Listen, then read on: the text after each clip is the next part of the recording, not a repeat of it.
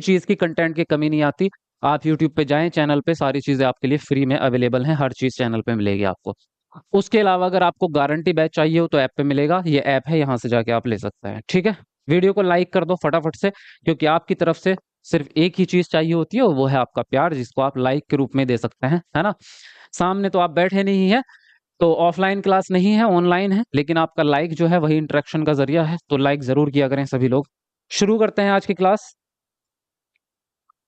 जी, जुड़ चुके हैं सब लोग।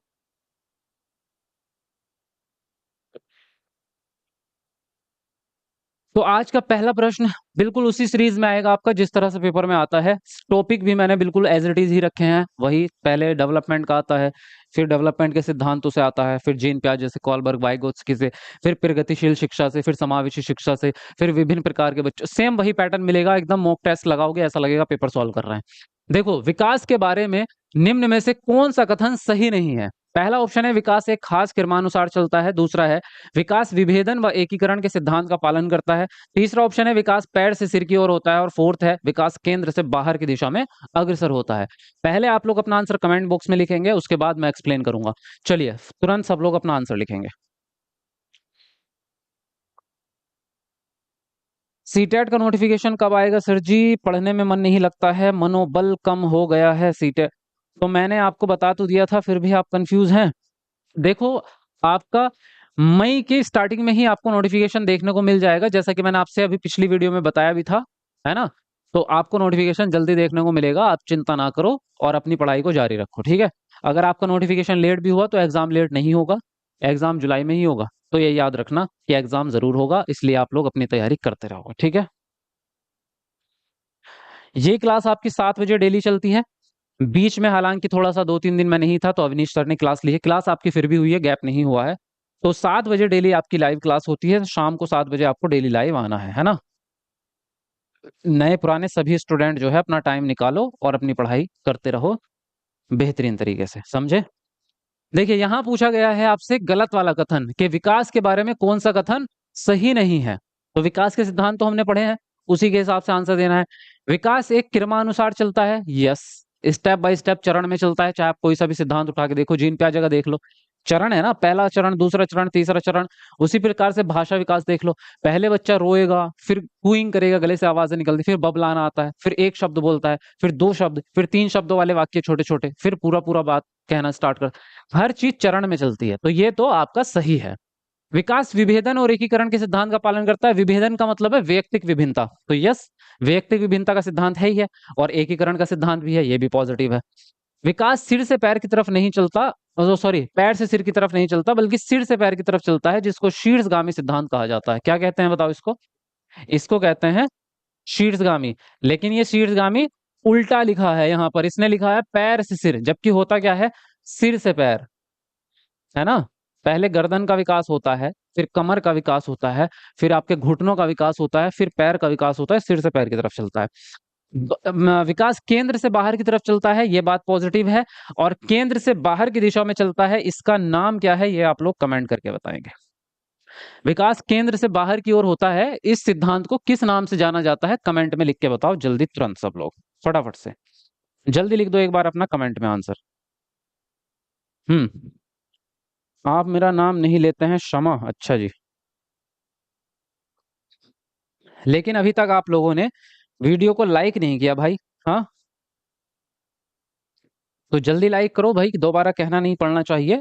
आप सब लोगों की जिम्मेदारी होती है, इतना बढ़िया क्लास आपको मिलता है बेहतरीन वाला, तो एक लाइक तो बनता है। जल्दी से कमेंट को एक बार कट करो और जल्दी लाइक करके आओ, 500 लाइक पूरे करो जल्दी जल्दी। अधोगामी सिद्धांत होता है, बिल्कुल सही आप लोगों ने आंसर लिखा है। इंग्लिश में बोलते हैं इसको प्रोक्सिमो डिस्टल, क्या बोलते हैं, प्रोक्सिमो डिस्टल, तो इसको याद रखेंगे आप, है ना। चलिए आगे बढ़ेंगे। अगला प्रश्न है आपका, बच्चों में वैयक्तिक विभिन्नता के कारण क्या हो सकते हैं भाई?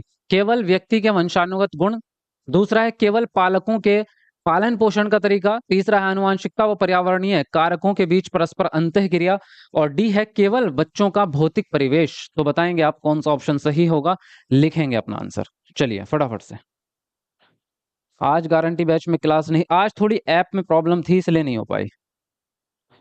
मेरा सीटेट क्लियर है, फिर भी आपकी क्लास देखती हूँ, निशा रानी। अच्छा, फिर भी आप क्लास देखते हैं, चलिए ये तो अच्छी बात है।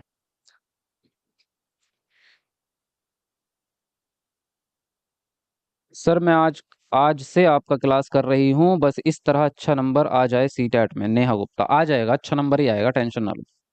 रेगुलर क्लासेस करो आप, है ना। देखिए आगे इसने पूछा आपसे क्या व्यक्तिक विभिन्नता के कारण क्या हो सकते हैं। व्यक्तिक विभिन्नता तो आपको पता है कि हर बच्चे में कुछ ना कुछ अलग स्पेशलिटी, अलग विशेषता होती है, वही आपका क्या है, व्यक्तिक विभिन्नता है। किसी बच्चे में जो है भाषा विकास ज्यादा हो गया, एक में दूसरे में भाषा विकास की जगह गणित का विकास ज्यादा है ना। उसी प्रकार से एक बच्चे की हाइट बहुत लंबी है, एक की थोड़ी कम है, एक गोरा है, एक सांवला है, तो ये व्यक्ति विभिन्नता है। और इसके कारण आनुवंशिकता और पर्यावरण दोनों ही हो सकते हैं, कोई एक नहीं, है ना। दोनों कारण होते हैं, क्योंकि आनुवंशिकता से तो गुण मिलेंगे ही कि आपके पेरेंट्स के अंदर जो गुण थे वही आपके अंदर भी आएंगे, है ना। अगर साउथ अफ्रीका के पेरेंट्स है तो उनका बच्चा उन्हीं की तरह होगा, ना कि इंडिया जैसा और ना ही अमेरिका जैसा, है ना। और रही बात भाषा की या किसी और चीज की, वो वातावरण से बदल जाती है। अगर अफ्रीका में बच्चा पैदा हुआ है और आप उसे हिंदुस्तान में ले गए और वो भी उत्तरी भारत में, तो वो हिंदी ही सीखेगा, वो अफ्रीकन भाषा नहीं सीखेगा। तो जहां बच्चा पलेगा बड़ा होगा वहीं की भाषा सीखेगा, वहीं की संस्कृति सीखेगा। तो वातावरण और व्यक्ति आनुवंशिकता दोनों का फर्क पड़ता है, तो सी ऑप्शन यहाँ पर सही हो जाएगा। सर मेरा भी सीटेट क्लियर है आपसे पढ़कर, सुदेश। चलिए कॉन्ग्रेचुलेशन, बहुत बढ़िया। आगे बढ़ते हैं अगले प्रश्न पर। हाँ, अगला प्रश्न है आपका सामाजिकरण जो है। पहला ऑप्शन है रेखिक व निश्चित प्रक्रिया है, दूसरा है सरल व एक आयामी प्रक्रिया है, और तीसरा है जटिल व बहुआयामी प्रक्रिया है, और फोर्थ है अनम्य व सार्वभौमिक प्रक्रिया है। तो बताएंगे जरा कौन सा ऑप्शन यहाँ पर सही होगा, लिखेंगे अपना आंसर आप।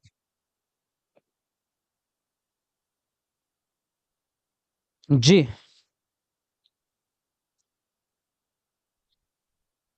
थोड़े सवाल जो है बाद में पूछेगा यार, बीच बीच में आप ज्यादा सवाल पूछेंगे, बाकी मतलब क्लास से हटके जो आप पूछ रहे हैं, तो बीच बीच में सवाल आते हैं इतने सारे, तो क्लास अच्छे से नहीं हो पाती है ना।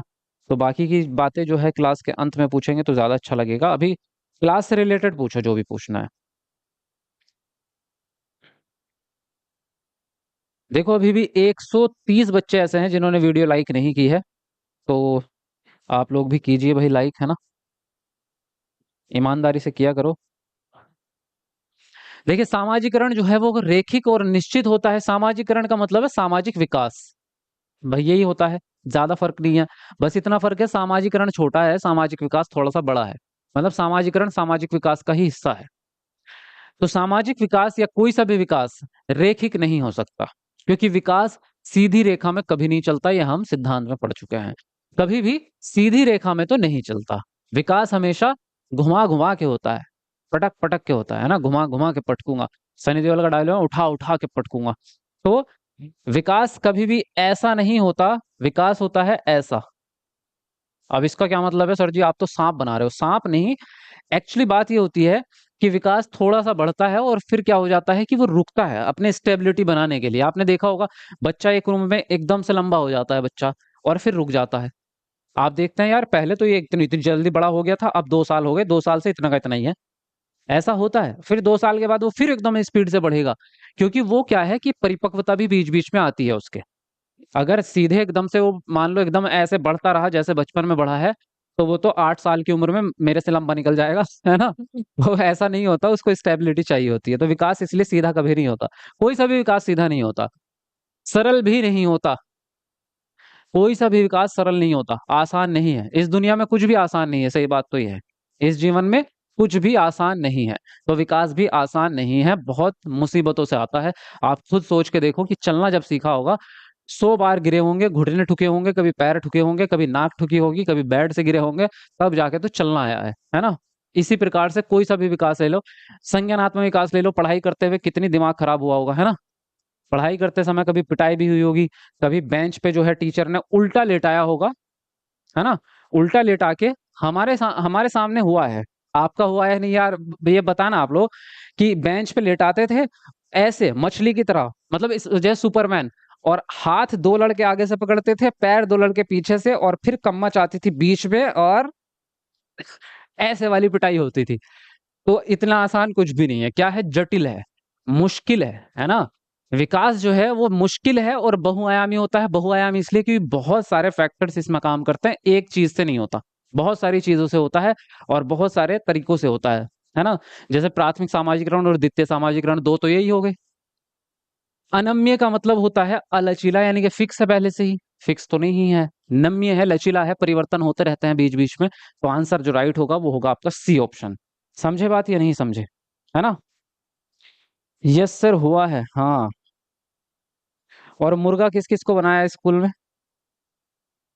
सीडीपी आपसे अच्छा कोई पढ़ा ही नहीं सकता सर जी, बहुत बहुत शुक्रिया सर जी, आशीर्वाद दीजिए। मनीष सिंह, आशीर्वाद हमेशा साथ है भाई आप लोगों के, बिल्कुल 100%। जल्दी जल्दी 500 लाइक पूरे करो, आप लोग भी अपना आशीर्वाद दिया करो लाइक के जरिए, है ना? एक ने पूछा भी था, सर आप इतना लाइक से प्यार क्यों करते हैं, लाइक क्यों चाहिए? लाइक से ही पता चलता है कि आप लोग कितना प्यार करते हैं मेरे से, तो वो लाइक के जरिए ही पता चलता है आपके। जीन प्याजे ने सुझाव दिया है कि पहला ऑप्शन है बच्चे बड़ों से अलग सोचते और सीखते हैं, दूसरा है भाषा विकास को सुसाध्य करती है, तीसरा है आपका बच्चों की सोच वयस्कों से मात्रात्मक रूप से भिन्न होती है, और डी है आपका कि बच्चे एक खाली स्लेट के रूप में पैदा होते हैं और जन्म के समय नासमझ होते हैं। बताइए कौन सा ऑप्शन ठीक होगा, लिखेंगे अपना आंसर।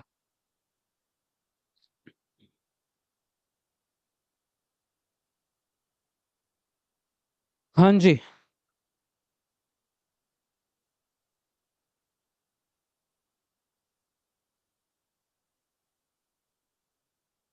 चलो फटाफट लिखेंगे अपना अपना आंसर।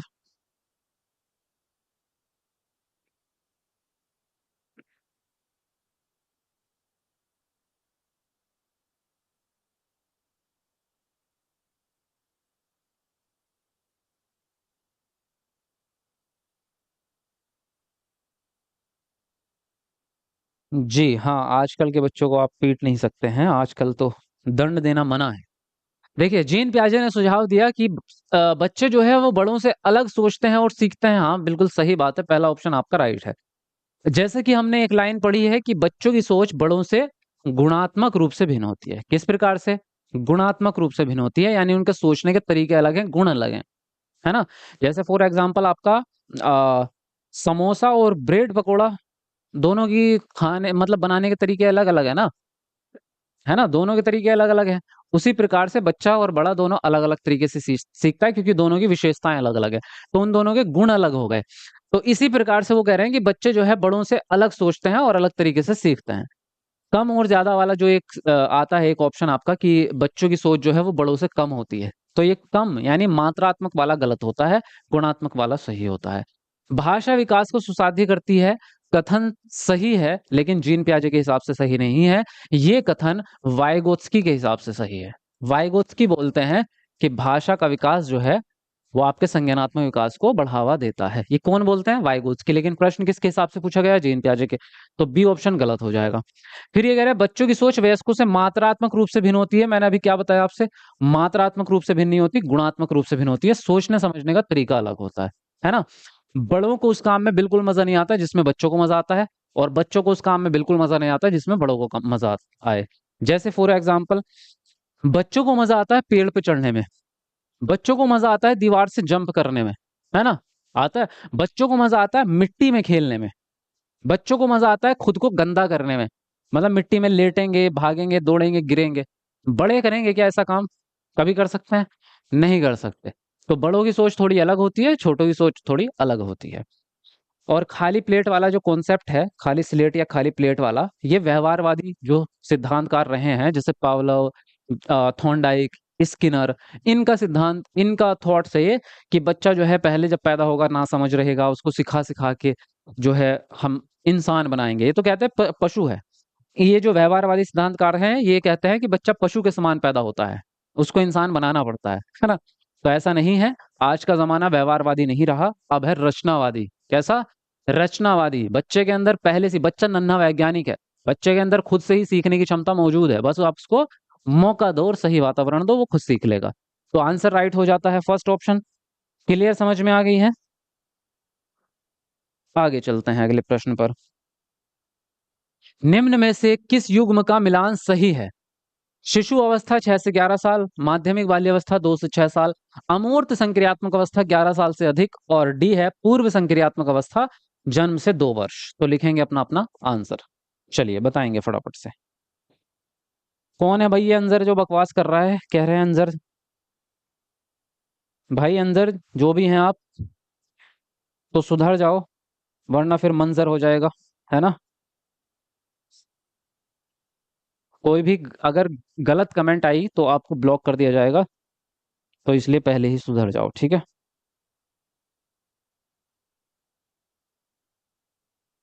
चलिए फटाफट अपना अपना आंसर लिखेंगे आप लोग।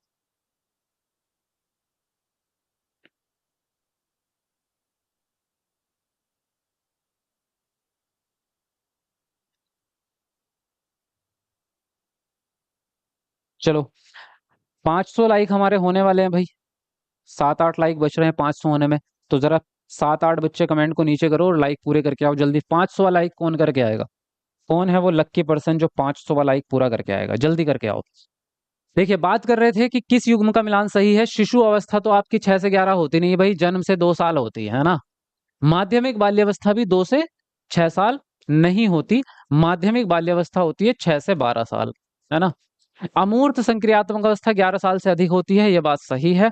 पूर्व संक्रियात्मक अवस्था 2 से जन्म से 2 नहीं होती, 2 से 7 साल होती है ये। तो आपका जो है सी वाला ऑप्शन ठीक है, बाकी सारे के सारे गलत हैं यहाँ पर। ठीक है, आगे बढ़ते हैं। सर 124 का सीटेट वालों ने सी आंसर किया है, सी आंसर दिया है सीटेट वालों ने। कौन सा प्रश्न देख लूं, रुकना जरा। इसका सीटेट वालों ने सी ऑप्शन दे दिया, ऐसा हो ही नहीं सकता, इम्पॉसिबल है। मतलब ही नहीं बनता भाई साहब, ऐसा हो ही नहीं सकता।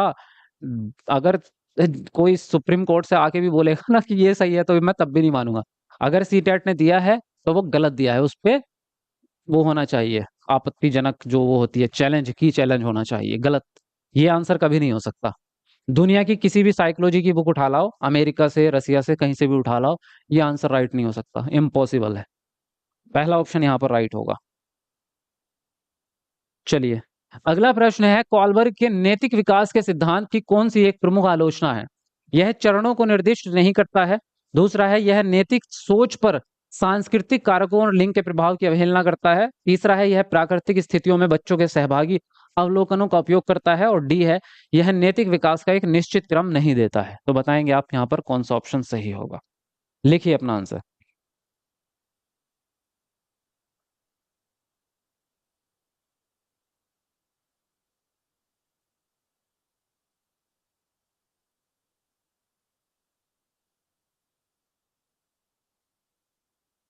सर जी दानिश था और शहजादी न्यू स्टूडेंट के साथ बदतमीजी कर रही।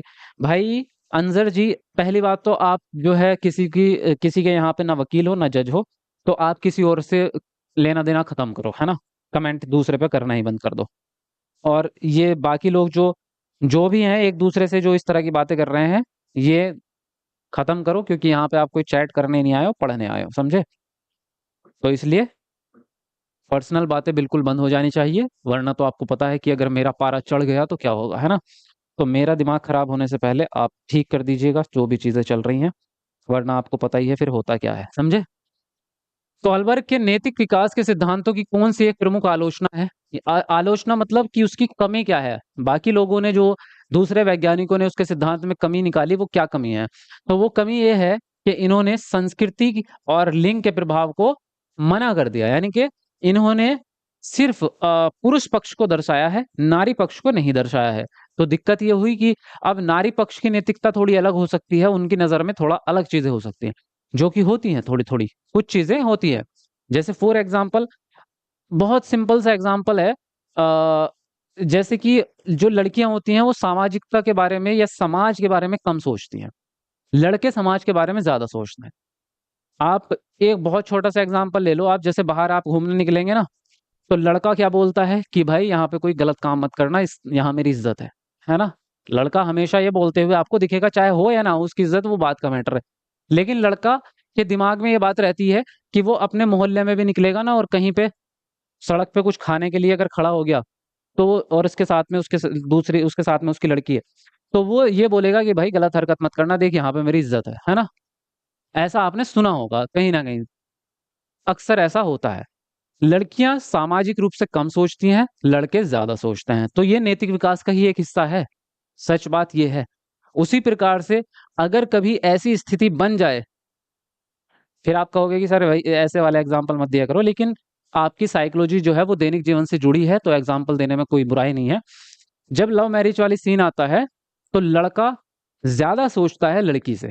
लड़की ने एक बार डिसीजन ले लिया तो ले लिया, फिर उसको उसका बाप क्या, उसका पूरी गांव भी आ जाएगा, नहीं रोक सकता। एक बार अगर डिसीजन ले लिया, पहले तो लेती नहीं है, और अगर डिसीजन ले लिया तो फिर उसको आर्मी भी नहीं रोक सकती है ना। लेकिन लड़का थोड़ा दिमाग में ये चीज रखता है कि यार मेरे बाप का क्या होगा, मेरा ये वो इज्जत फलाना ढिमकाना, वो थोड़ा सामाजिकता की चीजें ज्यादा सोचता है। तो थोड़ा नैतिकता वाली चीजें अलग अलग हो जाती हैं। फिलहाल ये बात यहाँ तक खत्म हो जाती है। लेकिन बात यह है कि ये बात कॉलबर्ग ने नहीं सोची, ये बात हम सोच रहे हैं लेकिन कॉलबर्ग ने नहीं सोची। तो इसलिए इनकी यही जो है क्या कर दी गई है, अवहेलना कर दी गई है। चलिए आगे बढ़ेंगे अगले प्रश्न पर। अंजर भाई, एक बात बताओ यार, तुम लड़कियों से किसी ने दिल विल तोड़ दिया कि तुम्हारा, ये किसी ने बहुत तगड़ा वाला काटा है? मुझे आपकी कमेंट से ऐसा लग रहा है जैसे लड़कियों का नफरत करते हो आप। हाँ, तो दिक्कत क्या है? यहाँ पढ़ाई करो, यहाँ कोई भी चीज पर्सनल नहीं है। मैं एग्जाम्पल भी अगर दूंगा ना, तो ना इधर के एग्जाम्पल होते हैं ना उधर के, हमारे कॉमन एग्जाम्पल है। और आपके बारे में नहीं है, मेरे बारे में नहीं है, किसी थर्ड पार्टी के बारे में है जो इमेजिनेशन की जा रही है केवल। तो यहाँ किसी को भी पर्सनली टारगेट करना अपराध है, समझे आप, क्राइम है। तो अगर इस तरह की कमेंट मुझे दोबारा दिखी तो मैं तुम्हें सीधा ब्लॉक कर दूंगा। एक स्टूडेंट कम होने से मेरा कुछ नहीं बिगड़ने वाला। अगर दोबारा इस तरह की कोई कमेंट आ गई तो अंजर का मंजर बना दूंगा। और बता रहा हूं मैं, फिर मेरे को गुस्सा मत दिलाओ, है ना। तो प्यार के साथ पढ़ लो जब पढ़ने आए हो। समझ में आ रही है बात? चलिए, लेव वाइगोत्स्की का मानना था कि पहला ऑप्शन है, बच्चों को जो प्रस्तुत किया जाता है वे निष्क्रिय रूप से पुनरुत्पादन करते हैं। दूसरा है, बच्चे बड़े की मदद से अपनी समझ खुद बनाते हैं। तीसरा है, बच्चे उद्दीपन व प्रतिक्रिया का अनुकूलन करके सीखते हैं। डी है आपका, बच्चे तब सीखते हैं जब उन्हें उपयुक्त भौतिक इनाम प्रदान किए जाते हैं। बताइए कौन सा ऑप्शन यहाँ पर सही होगा, फटाफट लिखेंगे।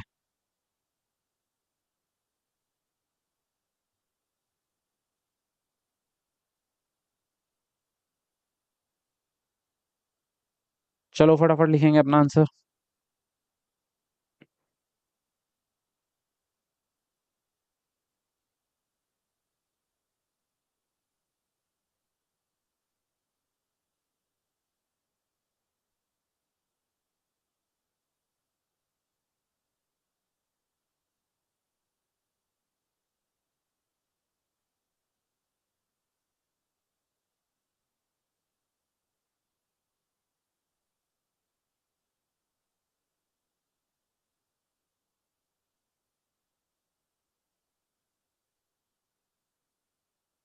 देखिए, आपसे पूछा गया है वाइगोत्स्की का क्या मानना है। वाइगोत्स्की पहली बात तो रचनावादी सिद्धांतकार हैं, ये बात तो आपको याद हो ही गई होगी, है ना। वाइगोत्स्की, जेन पियाजे, कॉलबर्ग, तीनों ही रचनावादी हैं। बच्चों को जो प्रस्तुत किया जाता है वे निष्क्रिय रूप से पुनरुत्पादन करेंगे। निष्क्रिय से तो कर नहीं सकते, बच्चे निष्क्रिय होने होंगे नहीं आज की शिक्षा में कहीं भी, चाहे वाइगोत्स्की हो या ना हो। बच्चे बड़े की मदद से अपनी समझ खुद बनाते हैं, ये आंसर आपका राइट होगा। बड़ों की मदद का मतलब होता है आपका क्या, आपका पाड़, जिसको आप कहते हैं स्कैफोल्डिंग। क्या बोलते हैं? स्कैफोल्डिंग। तो बड़े जो बच्चों की मदद करते हैं उसको स्कैफोल्डिंग का कहते हैं। और बच्चे अपनी समझ बनाएंगे खुद ही, यानी वो भी रचनावाद है, लर्निंग बाय डूइंग से सीखेंगे। लेकिन सिर्फ उनको मदद चाहिए होती है, जिसको हिंट बोलते हैं। और वाइगोत्स्की के शब्दों में उसको पाड़ कहते हैं या आलंबन। बच्चे उद्दीपन प्रतिक्रिया से सीखेंगे, तो उद्दीपन और प्रतिक्रिया जहां भी आएगी वो समझो व्यवहारवाद है। जो थॉर्नडाइक का सिद्धांत है बिल्ली वाला, वहां पे उद्दीपन दिया जाता है बाहर से।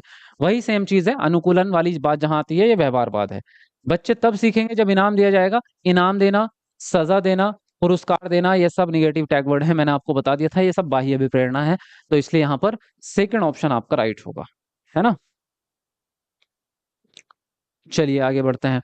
लेव वाइगोत्स्की ने संज्ञानात्मक विकास के सिद्धांत में किस चीज को, खाली स्थान में जो भी शब्द आएगा, जैसे मनोवैज्ञानिक उपकरणों को बहुत महत्वता दी है। भाषा को, कैलेंडर को, कैलकुलेटर या मोबाइल। तो बताएंगे यहाँ पर कौन सा ऑप्शन सही होगा। चलिए तुरंत अपना आंसर लिखेंगे। जी वालेकुम अस्सलाम जिया।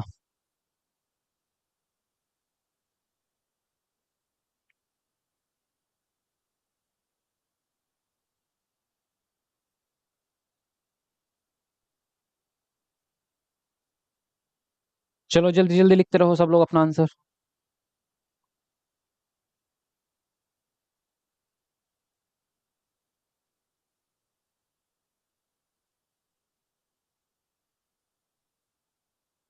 देखिए इसने क्या बोला आपसे, संज्ञानात्मक विकास के सिद्धांत में वाइगोत्स्की का संज्ञानात्मक विकास का सिद्धांत कौन सा है बताओ। आज आप लोगों का टेस्ट ये है। चलो मैं जानना चाहता हूं आपसे, कमेंट करके बताओ वाइगोत्स्की का संज्ञानात्मक विकास का सिद्धांत कौन सा है, किस किस ने पढ़ा है।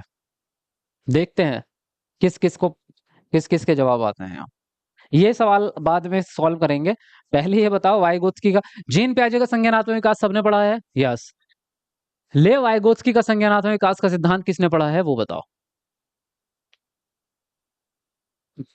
सीटेट का फॉर्म कब भरा जाएगा वो बाद में बताऊंगा आपको, मैंने अभी पहले बता दिया है, अब लास्ट में बताऊंगा। पता है, सोशियो कल्चर, सामाजिक सांस्कृतिक सिद्धांत।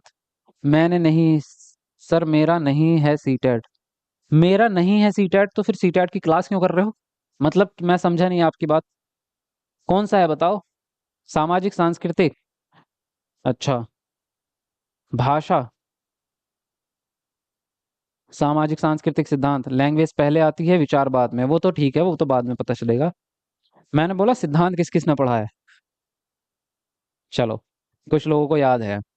जो वाइगोत्स्की का सामाजिक सांस्कृतिक विकास का सिद्धांत है, उसी का दूसरा नाम है विकास का संज्ञानात्मक सिद्धांत। किसका, वाइगोत्स्की का जो संज्ञानात्मक विकास का सिद्धांत है, उसी को सामाजिक सांस्कृतिक विकास का सिद्धांत भी कहते हैं, अलग नहीं है, दोनों एक ही हैं, समझे।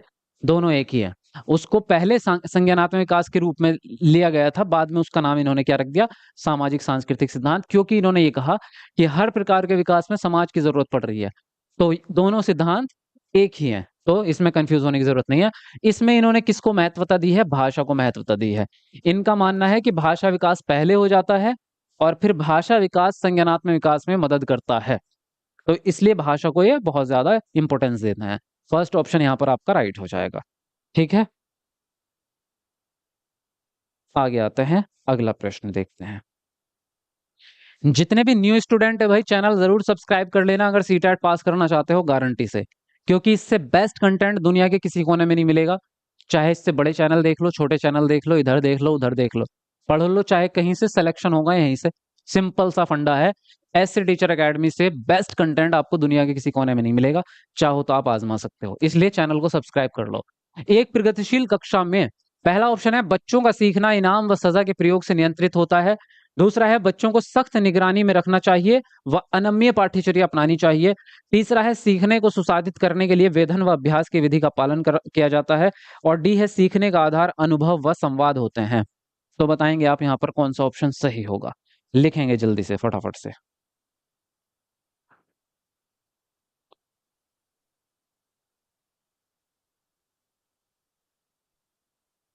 लाइक भी करते रहो भाई, जितने लोग बाद में आए हैं अभी लाइक नहीं किया है जिन लोगों ने, तो वीडियो को लाइक भी कर दीजिए भाई। इतनी बढ़िया क्लास है तो लाइक तो करना चाहिए आपको। जल्दी जल्दी लिखिए सब लोग अपना आंसर।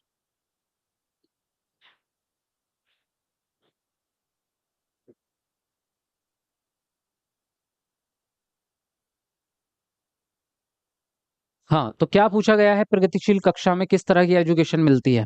इनाम और सजा तो हमेशा के लिए गलत है, ये तो आप रट्टा मार चुके हैं, है ना। बच्चों को सख्त निगरानी में रखना चाहिए, यानी जबरदस्ती उन पर डिसिप्लिन थोपना गलत बात होती है। अनम्य पाठ्यचर्या, देखो अनम्य में जो शब्द है ना, नम्य, नम्य इसका मतलब होता है लचीला, यानी लचीला मतलब जिसमें बदलाव हो सके, तो ये तो अच्छी बात होती है। लेकिन अगर इसमें अ लगा दिया तो ये हो जाता है अलचीला, यानी फिक्स है, बदलाव नहीं कर सकते, तो बदलाव ना कर सके तो ये सख्त चीज जो है वो गलत होती है।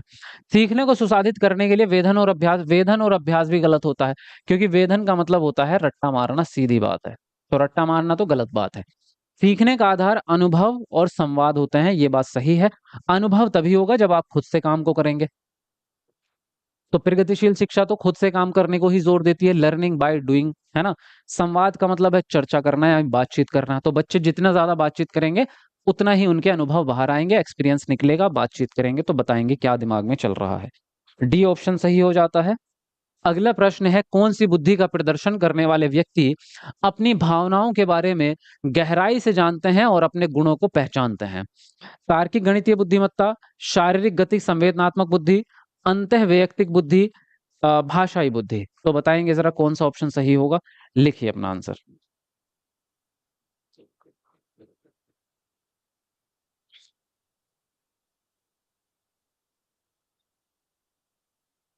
चलो जल्दी जल्दी बताओ अपना अपना आंसर।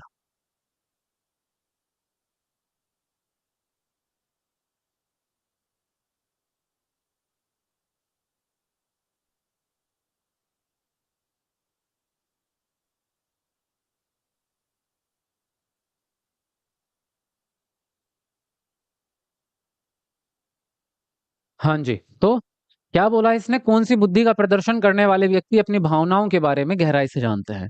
भावनाओं से रिलेटेड कौन सी बुद्धि होती है? अंतर वैयक्तिक बुद्धि या अंतरा वैयक्तिक बुद्धि, दोनों ही भावनाओं से रिलेटेड होती हैं। हालांकि इसने दोनों ऑप्शन नहीं दिए हैं, अगर दोनों ऑप्शन देता तो ज्यादा मुश्किल प्रश्न बनता है। एक होता है अंतः वैयक्तिक और एक होता है अंतर वैयक्तिक। तो अंतर वाला जो है लिख भी देता हूं मैं।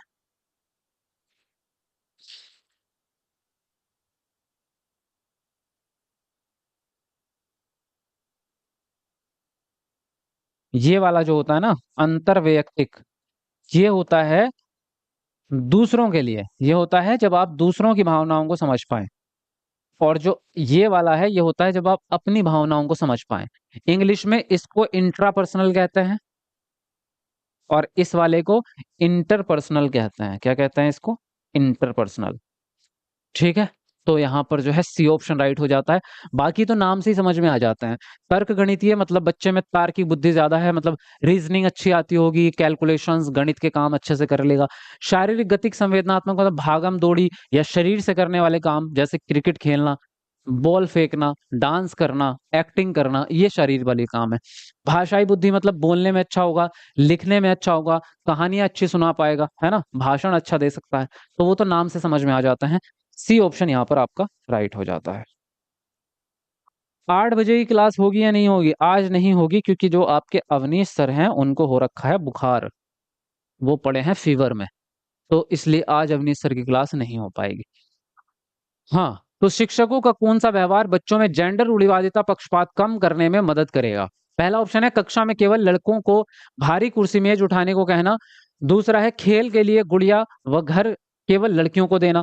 तीसरा है देखभाल करने वाले व्यवसायों का जिक्र केवल औरतों के संदर्भ में करना। और डी है सभी जेंडर में स्वायत्ता व सहानुभूति के गुण विकसित करना। तो बताएंगे आप यहाँ पर कौन सा ऑप्शन सही होगा? फटाफट से लिखिए अपना अपना आंसर।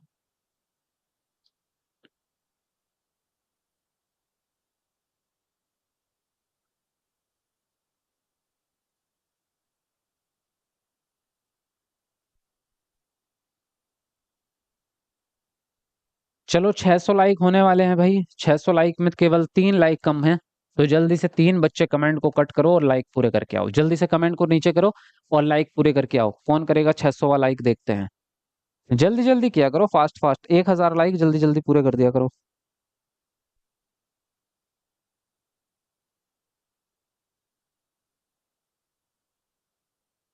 हाँ, देखो क्या पूछ रहा है आपसे। आपसे पूछ रहा है कि कौन सा व्यवहार है जो बच्चों में जेंडर पक्षपात को कम कर सकता है। तो कक्षा में केवल लड़कों को, जब बात किसी एक जेंडर की आएगी तो जाहिर सी बात है उससे पक्षपात कम तो नहीं होगा, बढ़ेगा ही बढ़ेगा।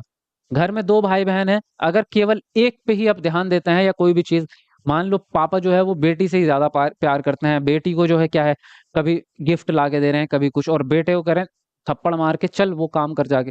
तो सीधी बात है कि एक पे अगर ध्यान जा रहा है किसी एक पे, तो वो पक्षपात है, वो भेदभाव है। तो यहाँ पे ये कहना कि केवल लड़कों को, अब आगे चाहे कोई भी ऑप्शन हो, ये गलत ही माना जाएगा आपका। और यहाँ पे भी खेल के लिए गुड़िया व घर केवल लड़कियों को, जहां पे भी केवल लड़के केवल लड़कियां, तो ये गलत ही माना जाएगा। किसी एक जेंडर पे ध्यान नहीं देना, आपको सभी पे ध्यान देना है। देखभाल करने वाले व्यवसायों का जिक्र केवल औरतों के संदर्भ में करना, गलत। सभी जेंडर में स्वायत्ता व सहानुभूति के गुण विकसित करना, यही सही आंसर होगा। क्योंकि यहाँ पे बात हम सभी जेंडर की कर रहे हैं और सभी जेंडरों में क्या कर रहे हैं, सहानुभूति भी कर रहे हैं, स्वायत्तता मतलब स्वतंत्रता ही होती है, सेल्फ रेस्पेक्ट या सेल्फ अपना जो सेल्फ है, आप खुद को कितना जानते हैं, उसी को स्वायत्तता कहते हैं। तो स्वायत्तता का गुण विकसित करना ही आपके लिए बहुत बेहतरीन रहेगा। तो यहाँ पर डी वाला ऑप्शन आपका सही हो जाएगा। ठीक है, समझ गए आप?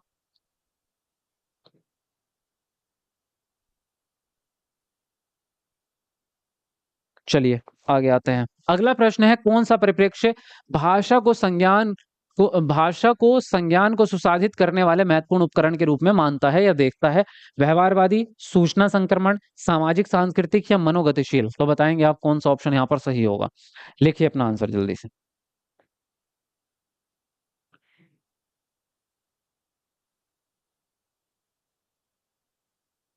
ऐसा कुछ नहीं है सर, मेरे पापा मुझे बहुत प्यार करते हैं। फवाद आलम। अरे तो फवाद जी, मैंने आपसे थोड़ी कहा कि आपके पापा प्यार नहीं करते आपसे, मैं तो जानता भी नहीं आपके पापा को। मैं तो एग्जाम्पल दे रहा हूँ कि अगर ऐसा हुआ तो। मैंने ये भी तो बोला यदि तो, यदि ऐसा हुआ तो। मैंने किसी को थोड़ा बोला है कि कौन क्या कर रहा है।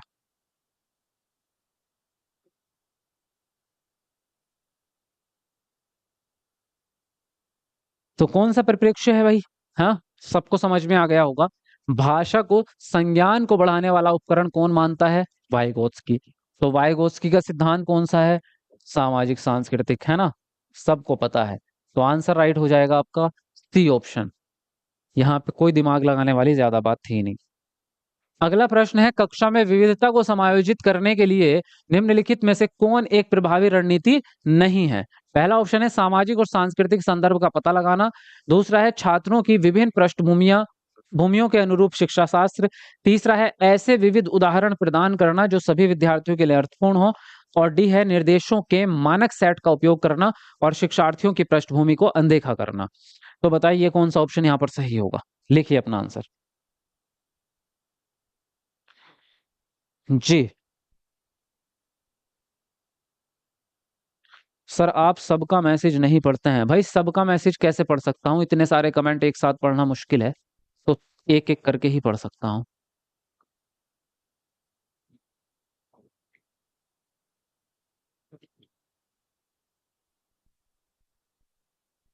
केवीएस टीजीटी के लिए ग्रेजुएशन में 50% मार्क्स चाहिए, सब्जेक्ट वाइज भी 50% होने चाहिए। नहीं, सब्जेक्ट वाइज नहीं, टोटल। टोटल होने चाहिए बस। देखो, कक्षा के में विविधता को समायोजित करने के लिए, विविधता का मतलब क्या है कि आपकी क्लास में विभिन्न प्रकार के बच्चे हैं, मतलब समावेशी कक्षा है ना? इसने लेकिन आपसे जो प्रश्न पूछा है वो पूछा है कि कौन सी रणनीति सही नहीं है। निगेटिव वाला आपको छांटना है।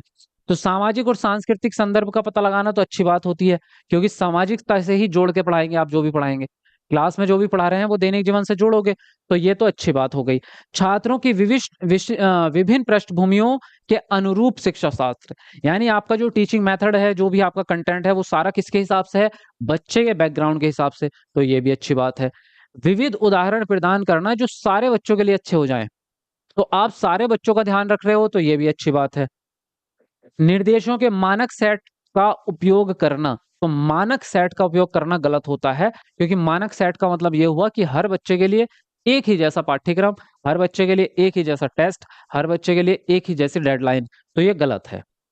दूसरे आगे इसने ये भी लिखा है कि विद्यार्थियों की पृष्ठभूमि को आप अनदेखा कर रहे हैं। तो अगर बच्चों के बैकग्राउंड को अनदेखा कर दिया, तो ना तो आपको ये पता चलेगा उनकी भाषा क्या है, ना ये पता चलेगा वो किस कम्युनिटी से आते हैं, ना ये पता चलेगा कि वो अमीर हैं गरीब हैं। तो अगर आप पृष्ठभूमि पे ध्यान नहीं देंगे बच्चे की, तो आप उनको अच्छी एजुकेशन नहीं दे सकते। तो डी वाला ऑप्शन आपका यहाँ पर सही हो जाएगा। अगला प्रश्न है, निम्नलिखित में से अर्थपूर्ण अधिगम के लिए आकलन की विशेषता क्या होनी चाहिए? मानकीकृत, व्यापक, रचनात्मक या गुणात्मक? तो बताएंगे यहाँ पर कौन सा ऑप्शन सही होगा। चलो, इसमें मजा आएगा थोड़ा सा। कौन कौन बताता है इसको, देखते हैं सही आंसर।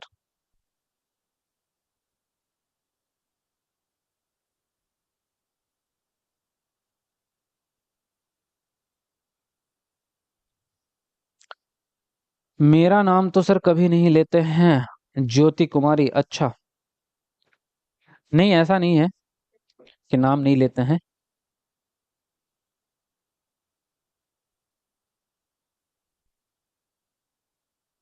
आपकी क्लासेस बहुत अच्छी होती हैं, उसके लिए उसके हेल्प से मेरे सारे क्वेश्चंस ठीक हो रहे हैं। बहुत बढ़िया बात है, चलो। Very good. इसने आपसे क्या बोला? निम्नलिखित में से अर्थपूर्ण अधिगम के लिए यानी अच्छे अधिगम के लिए कि बच्चों की लर्निंग बढ़िया हो, इसके लिए आकलन किस प्रकार का चाहिए। अब यहाँ पे आपका दो प्रकार के ऑप्शन आ रहे हैं, दो प्रकार के ऑप्शंस में ही आप कंफ्यूज यहाँ पे रहेंगे। कौन कौन से? देखो, मानकीकृत तो सही नहीं होता, ये बात तो सबको पता है। मानकीकृत तो होता है गलत। अब बचा आपके पास क्या, व्यापक और रचनात्मक। गुणात्मक भी अच्छी चीज है, लेकिन यहाँ पे गुणात्मक पे ध्यान जाएगा नहीं, क्योंकि हमें चाहिए अर्थपूर्ण अधिगम। तो इन दोनों में से किसको चुनेंगे आप? तो इन दोनों में से चुनेंगे आप रचनात्मक को। वजह क्या है? देखो, रचनात्मक भी पॉजिटिव है, व्यापक भी पॉजिटिव है। व्यापक के अंदर क्या आता है कि आप सभी प्रकार के मूल्यांकन करें, यानी बच्चे के सारे पक्षों का मूल्यांकन करें। एकेडमिक वाला भी कि हिंदी, इंग्लिश, ग्रामर, और आप जो है भाषा का भी कर रहे हैं, साइंस का भी, सबका मूल्यांकन कर रहे हैं। तो ये तो एकेडमिक हुआ। इसके साथ साथ नैतिक विकास का मूल्यांकन भी करो, बच्चे के व्यवहार का मूल्यांकन भी करो, बच्चा लोगों मतलब अपने सहपाठियों के साथ कैसे अंतर्क्रिया करता है उसका भी मूल्यांकन करो, खेल में बच्चा कैसा है उसका भी करो, तो उसको कहते हैं व्यापक। लेकिन यहाँ बात अर्थपूर्ण अधिगम की है, जिसमें रचनात्मकता ही काम आती है। रचनात्मक मूल्यांकन होता है कि निरंतर चलने वाला मूल्यांकन जो साल भर होता रहे, और जिसमें आपको हर रोज फीडबैक मिलता है कि क्या सुधार हुआ है बच्चे में, क्या कमी रह गई है, फिर आप उसको ढूंढ करके और अच्छे से पढ़ा सकते हैं। तो रचनात्मक मूल्यांकन पूरे साल भर चलता है, निरंतर चलता है, और यही आपको फीडबैक देता है कि आगे क्या करना है। इसलिए हमारा रचनात्मक मूल्यांकन सबसे बेस्ट होता है। सी ऑप्शन आपका राइट होगा यहाँ पर। ठीक है, समझे बात? चलिए आगे बढ़ेंगे अगले प्रश्न पर। समावेशी शिक्षा में क्या शामिल होता है? पहला ऑप्शन है आपका बाधा मुक्त वातावरण का प्रावधान, दूसरा है योग्यताओं के आधार पर बच्चों का पृथक्कीकरण, तीसरा है आपका बच्चों की पहचान कर उनका उपयुक्त नामीकरण, और डी है पाठ्य पुस्तकीय अनुभवों व शिक्षा शास्त्र में लचीलापन। तो इनमें से चुन करके बताएंगे कौन सा ऑप्शन सही है। जल्दी से अपना अपना आंसर लिखेंगे सब लोग। सर, मैं सीटेट की तैयारी के साथ साथ उर्दू सहायक आंगनवाड़ी की तैयारी कर सकती हूँ। सीटेट की तैयारी में कोई प्रॉब्लम तो नहीं होगी? नहीं, कर सकते हो, उसमें कोई प्रॉब्लम नहीं है। वो तो टाइम की ऊपर बात है। अगर आपको दिन में अच्छा खासा टाइम मिलता है फ्री हो पढ़ने के लिए, तो करो, क्यों नहीं करेंगे, बिल्कुल करो। चलो जल्दी जल्दी लिखो फटाफट अपना अपना आंसर। हम्म। लेवल आप लोगों का अब ठीक हो रहा है, धीरे धीरे बढ़ता जा रहा है, उसमें कोई शक नहीं है कि आप लोग अच्छी पढ़ाई कर रहे हैं। ऐसे ही रेगुलर करते रहेंगे तो सीटेट आराम से निकल जाएगा। हाँ जी सर, मेरे सारे क्वेश्चन सही हुए तो मुझे क्या गिफ्ट देंगे? अच्छा, गिफ्ट अभी तो नहीं मिलेगा आपको, पहले सीटेट को पास करके दिखाओ तब गिफ्ट मिलेगा। केवल एक टेस्ट पास करने से नहीं मिलेगा। जब सीटेट में आपके नंबर बढ़िया आएंगे तो आपको गिफ्ट मिलेगा जो आप चाहेंगे फिर। समावेशी शिक्षा में क्या शामिल है? बाधा मुक्त वातावरण, यस। यानी आपके वातावरण में कोई रुकावट ना हो, चाहे वो किसी भी प्रकार की, ना तो वो एकेडमिक होनी चाहिए, ना ही फिजिकल होनी चाहिए कि आपके रास्ते में मतलब सीढ़ियां ही अच्छी नहीं है, बच्चों के लिए रैंप बने हुए नहीं है स्कूलों में, इस तरह की चीजें ना हो। तो बाधा मुक्त वातावरण होना चाहिए, यस। योग्यताओं के आधार पर बच्चों का पृथक्कीकरण, बच्चों को अलग करना समावेशी शिक्षा के बिल्कुल खिलाफ है, क्योंकि समावेशी शिक्षा में एक साथ पढ़ते हैं। बच्चों की पहचान कर उनका नामीकरण, नामीकरण करना भी गलत होता है आपका। तो पाठ्य पुस्तकीय अनुभवों व शिक्षा शास्त्र में लचीलापन होना जरूरी है। लचीलापन का मतलब होता है कि जहां बच्चे के हिसाब से जरूरत पड़े वहां पे बदलाव कर दो। तो बच्चे के हिसाब से बदलाव करोगे तो बच्चे के लिए पॉजिटिव रहेगा, और लचीलापन हमेशा पॉजिटिव टैगवर्ड के अंदर आएगा। तो पहला और चौथा सही है, यानी ए ऑप्शन आपका राइट है। ठीक है, समझ गए बात? यस और नो? बता भी दिया करो यार, कमेंट करके तो बताया करो ना कि बात समझ में आ रही है, क्लास अच्छी है, नहीं है, कोई डाउट है कि नहीं है, बता तो रहो, बताते तो रहो कम से कम। अगला प्रश्न है, छात्रों के विविध समूह के साथ बातचीत करते समय एक शिक्षक को क्या नहीं करना चाहिए? तो पहली बात तो यह है कि चर्चा को प्रोत्साहित, और ये शायद एक्स्ट्रा आ गया है ना? हाँ ठीक है। दूसरा है आपका अपने स्वयं के पूर्वाग्रहों और रूढ़िवादियों पर चिंतन करना। तीसरा है एक समान पाठ्यक्रम और मानकीकृत मूल्यांकन लागू करना। और डी ऑप्शन है व्याख्यान पद्धति को एकमात्र शैक्षणिक रणनीति के रूप में अपनाना। तो बताएंगे आप यहाँ पर कौन सा ऑप्शन सही होगा? चलिए बताएंगे आप।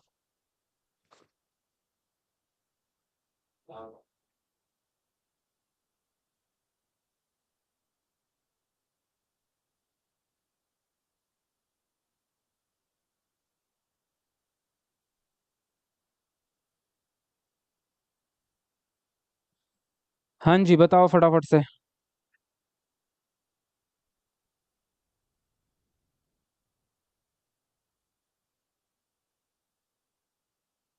हाँ, देखिए इसने आपसे बोला है कि विविध समूह के साथ बातचीत करते समय एक टीचर को क्या नहीं करना। तो चर्चा को प्रोत्साहित करना तो अच्छी बात है, ठीक है, ये तो पॉजिटिव बात हो गई। अब अपने स्वयं के पूर्वाग्रहों और रूढ़ियों पर चिंतन करना ये भी अच्छी बात है कि बच्चे टीचर के दिमाग में अगर कोई पुराने ख़यालात वाली चीज़ें हैं, रूढ़िवादिता वाली चीज़ें हैं, तो उसको सोचे, समझे और इस पे चिंतन करके उसको ठीक करे। फिर कह रहे हैं एक समान पाठ्यक्रम लागू करना गलत होता है भाई। और व्याख्यान पद्धति को एकमात्र शैक्षणिक रूप में अपना लेना ये भी गलत है। इसके 2 आंसर राइट हो रहे हैं। इसमें 2 बातें गलत हैं, इसका मतलब इसी प्रश्न में गड़बड़ है। इसमें जो है स्टार लगेगा, आपको सभी को कॉमन मार्क्स मिलेगा या तो नहीं मिलेगा। इसमें दोनों ही बातें ये गलत हैं आपकी, 2 ऑप्शन गलत हैं इसमें। ठीक है? तो सी और डी दोनों ही, जिन्होंने भी सी दिया है और डी दिया है उन दोनों को नंबर मिलेंगे, ठीक है? चलिए, आगे आते हैं अगले प्रश्न पर। अभिकथन ए है आपका, पठन वैकल्य से जूझ रहे बच्चों के सीखने को सुगम बनाने के लिए शिक्षकों को पुस्तकों के अलावा विभिन्न प्रकार के संसाधनों का प्रयोग करना चाहिए व उन्हें लिखित परीक्षा में अतिरिक्त समय देना चाहिए। और तर्क है कि पठन वैकल्य की चुनौती वाले विद्यार्थियों को कठिनाई पढ़ने में कठिनाई होती है। तो बताएंगे ए और आर के हिसाब से कौन सा ऑप्शन सही होगा, कौन से कथन आपके सही हैं, लिखेंगे अपना आंसर फटाफट से जल्दी से।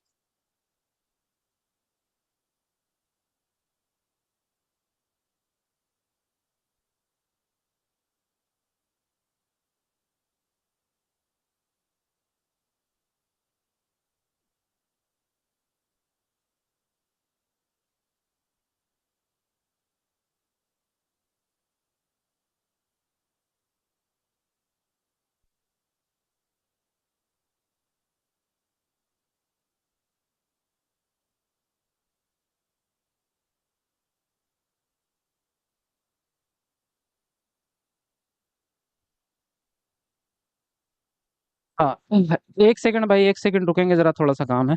1 सेकंड।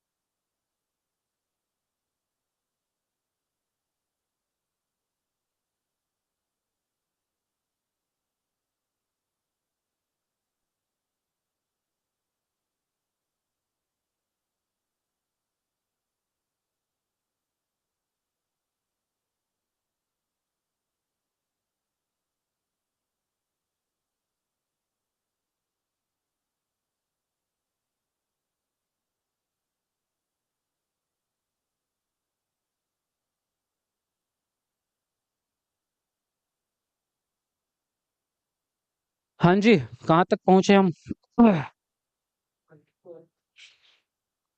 चलिए, तो यहाँ से हमारा बात चल रही थी पठन वैकल्य यानी डिसलेक्सिया। डिसलेक्सिया से जूझ रहे बच्चों के सीखने को सुगम बनाने के लिए शिक्षकों को पुस्तकों के अलावा विभिन्न प्रकार के संसाधन का प्रयोग जो कि टीएलएम होते हैं।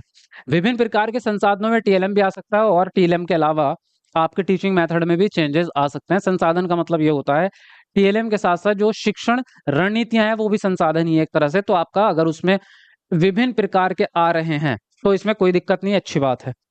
दूसरी बात, अतिरिक्त समय देना इनके लिए ज़रूरी होता है, जो कि सरकारी एग्ज़ाम्स जो होते हैं हमारे उसमें भी अगर आप देखोगे उसमें भी थोड़ा ज़्यादा समय इनको दिया जाता है। वजह ये है कि इनको पढ़ने में थोड़ा ज़्यादा समय लगता है, तो प्रश्न का आंसर देने में भी थोड़ा ज़्यादा समय लगेगा, तो इसलिए इनको अतिरिक्त समय दिया जाता है। तो पहला ऑप्शन तो आपका राइट है। फिर कह रहे हैं पठन वैकल्य की चुनौती वाले विद्यार्थियों को पढ़ने में दिक्कत होती है, तो सही बात है ये तो। और दोनों में ही डिसलेक्सिया की बात चल रही है और जब दोनों ऑप्शन में सेम बात चले तो क्या होता है कि व्याख्या सही हो जाती है, इसलिए आंसर राइट होता है फर्स्ट ऑप्शन आपका। ठीक है, ए और आर दोनों सही है और आर व्याख्या सही करता है ए की। ठीक है, चलिए आगे बढ़ेंगे अगले प्रश्न पर। अगला प्रश्न है कौन सा उदाहरण सहायिकी तकनीकी का इस्तेमाल करते हुए दृष्टिबाधित विद्यार्थियों की मदद करेगा? पहला ऑप्शन है हेडफोन, दूसरा है चित्र आधारित वर्कशीट, तीसरा ऑप्शन है पढ़ने और लिखने के लिए ब्रेल लिपि और फोर्थ है आपका श्रवण में मदद करने का उपकरण। तो बताएंगे आप कौन सा ऑप्शन सही होगा, जल्दी से अपना आंसर लिखेंगे।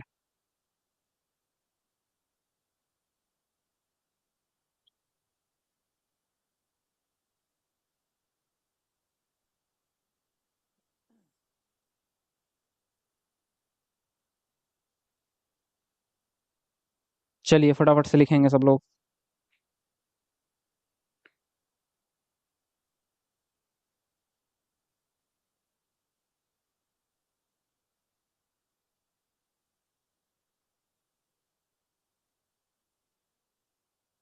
कौन सा उदाहरण सहायिकी तकनीक का इस्तेमाल करते हुए दृष्टिबाधित बच्चों की मदद करेगा?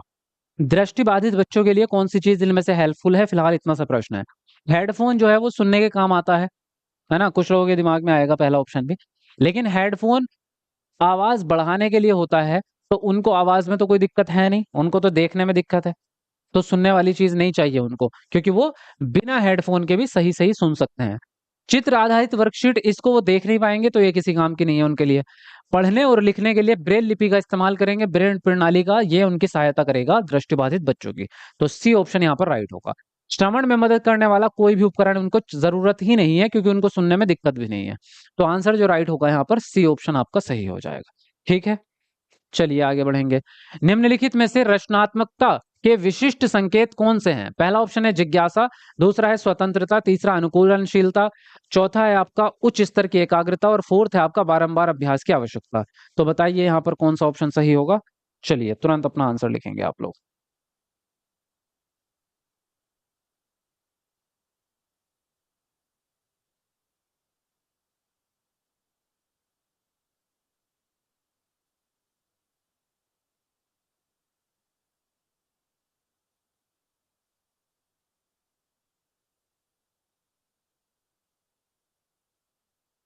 जी, निम्नलिखित में से रचनात्मकता के विशिष्ट संकेतक कौन से हैं? रचनात्मकता क्रिएटिविटी को कहते हैं, वो तो आपको पता ही है ना? आप पढ़ाइए और अच्छा ना लगे ऐसा हो सकता है। अच्छा, वेरी नाइस क्लास सर जी। मुझे आपके क्लास में और गारंटी बैच में सभी सर मस्त पढ़ाते हैं विनीता। चलिए थैंक यू वेरी मच। तो रचनात्मकता की जब बात आएगी क्रिएटिविटी की, तो क्रिएटिविटी का सबसे पहला नियम क्या है? विभिन्न प्रकार से सोचना। क्रिएटिविटी का सबसे पहला नियम विभिन्न प्रकार से सोचना और नए आइडिया दिमाग में आना। सृजनात्मकता उसी को कहते हैं कि नया कितना आइडिया आपके दिमाग में आ सकता है। तो उसके लिए जिज्ञासा होना बहुत जरूरी है। यानी अगर किसी चीज को जानने की जिज्ञासा, क्यूरियोसिटी आपके अंदर नहीं है, तो फिर नया आइडिया क्यों ही आएगा? आने की कोई वजह ही नहीं है।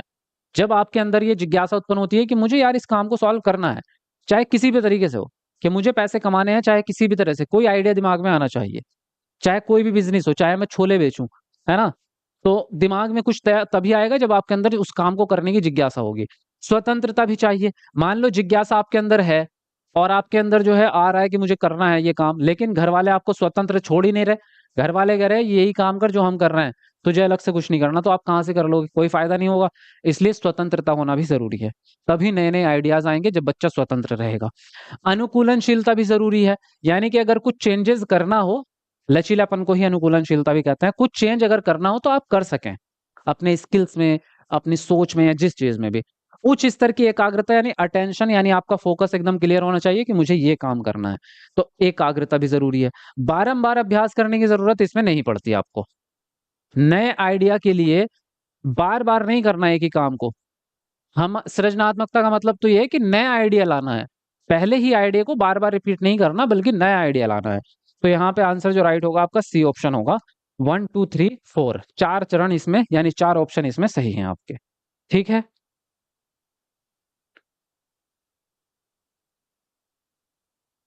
चलो आगे बढ़ेंगे। अभिकथन ए है आपका, प्रभावी अधिगम के लिए केवल शिक्षकों को कक्षा में प्रश्न पूछना चाहिए, ना कि बच्चों को। और तर्क है कि बच्चे निष्क्रिय श्रवण की प्रक्रिया के माध्यम से सर्वाधिक अर्थपूर्ण ढंग से सीखते हैं। तो ए और आर के हिसाब से बताओ कौन सा ऑप्शन सही होगा, कमेंट में जल्दी से अपना आंसर लिखेंगे आप लोग।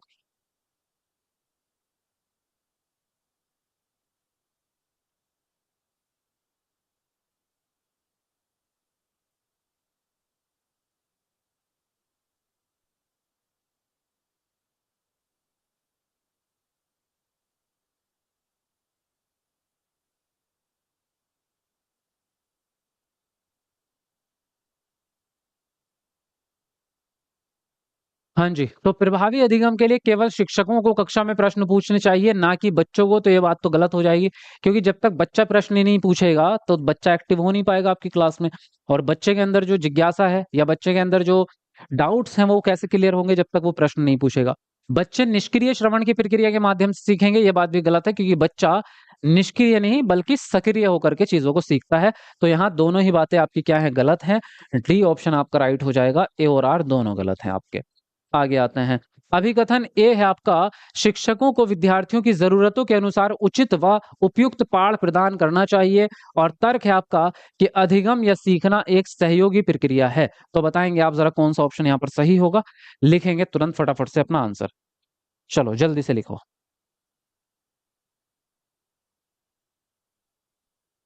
सीटेट का एग्जाम अब जुलाई में नहीं होगा क्या? यार ये डाउट्स जो है आप लोगों का, ये ज्यादा बार बार आ रहा है। मैं आपको बता दूं, देखो अभी तक सीबीएसई ने अपनी तरफ से कोई ऑफिशियल इस बारे पे ऑफिशियली कोई भी कमिट नहीं किया है कि नहीं होगा ना। तो एक बार बताओ, अगर ऐसा होता कि सीबीएसई ये बोले कि इस बार जो है एग्जाम नहीं होगा, जैसे कि कब नहीं हुआ था आपका 2021 वाले में नहीं हुआ था, मतलब 22 में जो ऑनलाइन एग्जाम हुआ है, 21 22 वाला दिसंबर में जो हुआ था, 2021 के दिसंबर में, तब ऑनलाइन एग्जाम हुआ था। इसलिए एक बार हुआ था साल में, क्योंकि ऑनलाइन प्रक्रिया बड़ी होती है, ऑनलाइन में क्या है, सेंटर्स ढूंढने पड़ते हैं, जिम्मेदारी ज्यादा होती है।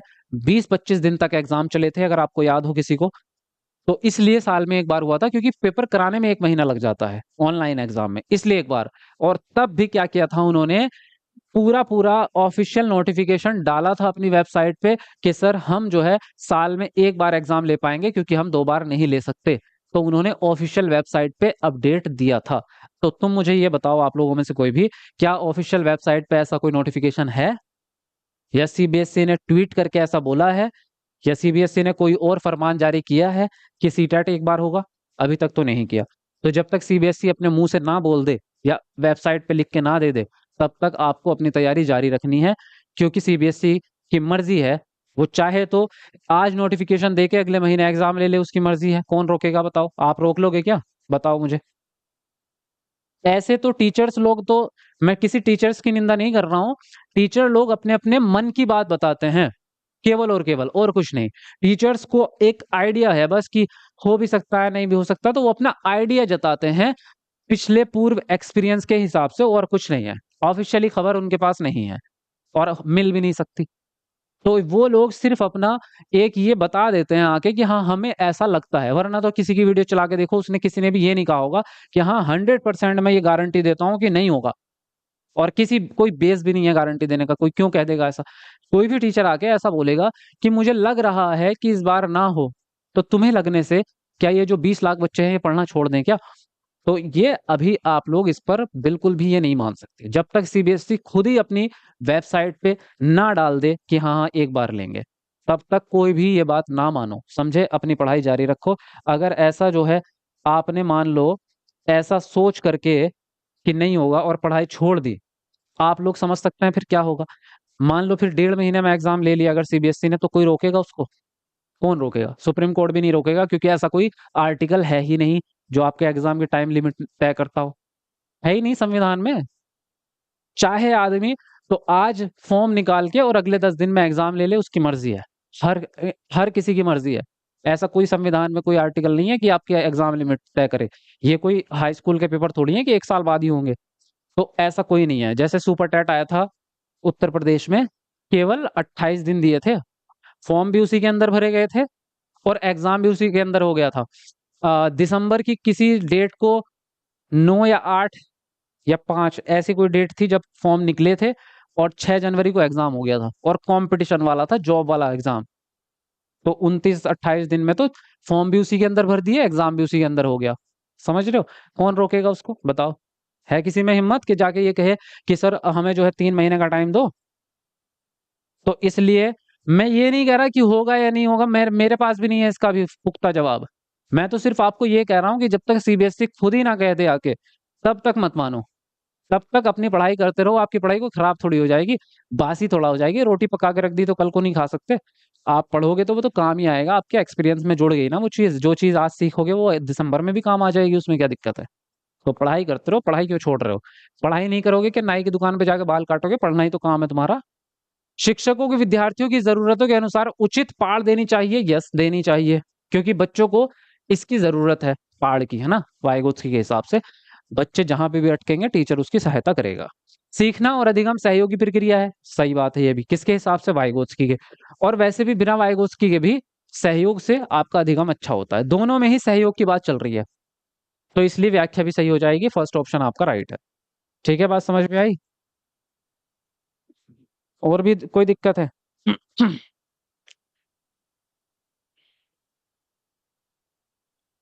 हम्म। 2023 में नोटिफिकेशन 9 जून को आया था और एग्जाम 20 अगस्त को हुआ था। हाँ तो आता है भाई नोटिफिकेशन लेट भी। मैं तो कब से आपसे यही कह रहा हूँ कि नोटिफिकेशन लेट होने का मतलब ये नहीं होता कि एग्जाम नहीं होगा। ऐसा बहुत बार हुआ है कि नोटिफिकेशन लेट हुआ है। सितंबर में भी हुआ है पेपर सी टेट का, अगर आपको याद हो। आपको भले ही ना पता होगा, पुरानी बात होगी, 2015-16 की बात है। सितंबर में भी हुआ है सी टेट का पेपर। सितंबर के बाद फिर दिसंबर में दोबारा भी हो गया था। तो ऐसा नहीं है सीटेट के कि जुलाई में ही होना कंपलसरी है, जरूरी नहीं होता। जुलाई की जगह अगस्त में हो जाएगा, अगस्त की जगह नहीं सितंबर में हो जाएगा, होगा जरूर। तो ये मत सोचो आप कि नहीं होगा। लेट हो गया तो क्या ही फर्क पड़ गया लेट होने से। शिक्षकों को प्राथमिक माध्यमिक स्कूली कक्षाओं में बच्चों की असफलता को किस प्रकार देखना चाहिए? बच्चों की कम योग्यताओं का प्रतिबिंबन। दूसरा है शिक्षकों की कम योग्यताओं का प्रतिबिंबन। सी है माता पिता की कम योग्यताओं का प्रतिबिंबन। और डी है स्कूली तंत्र की कार्यशीलता का प्रतिबिंबन।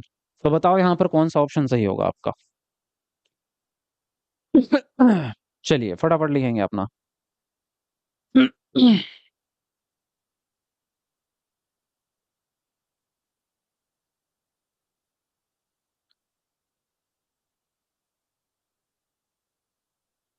सर मुझे पंजाबी लैंग्वेज की क्लास मिल नहीं रही है। मनप्रीत कौर पंजाबी की क्लास आपको कहीं नहीं मिलेगी, क्योंकि पंजाबी कोई पढ़ाता भी नहीं है। तो इसके लिए आपको सेल्फ स्टडी करनी पड़ेगी। क्योंकि जो पंजाबी है वो एक लैंग्वेज है, तो जो हम हिंदी पेडागोजी पढ़ाते हैं सेम कॉन्सेप्ट तो वही रहता है। केवल उसको ट्रांसलेट कर लो पंजाबी में, बस आपका काम इतना है कि उसको अपनी भाषा में ट्रांसलेट कर लो, ठीक है? और कोई दिक्कत आपको नहीं आएगी।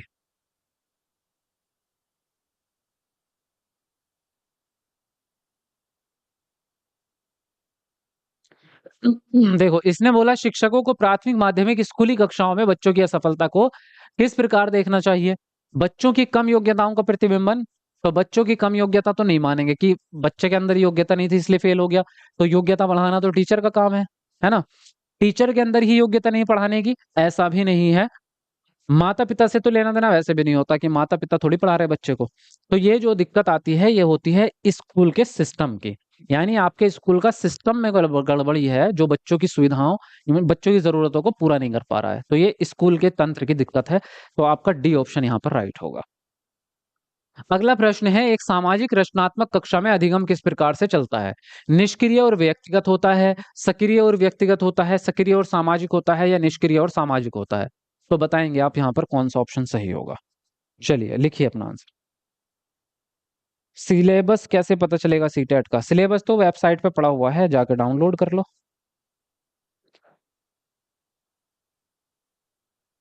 सेम ही सिलेबस है, जैसे जो हिंदी पेडागोजी का सिलेबस है वही पंजाबी पेडागोजी का भी है, वही इंग्लिश पेडागोजी का भी है, वही उर्दू पेडागोजी का भी है। सब कुछ का लैंग्वेज का सिलेबस सेम ही होता है सबका।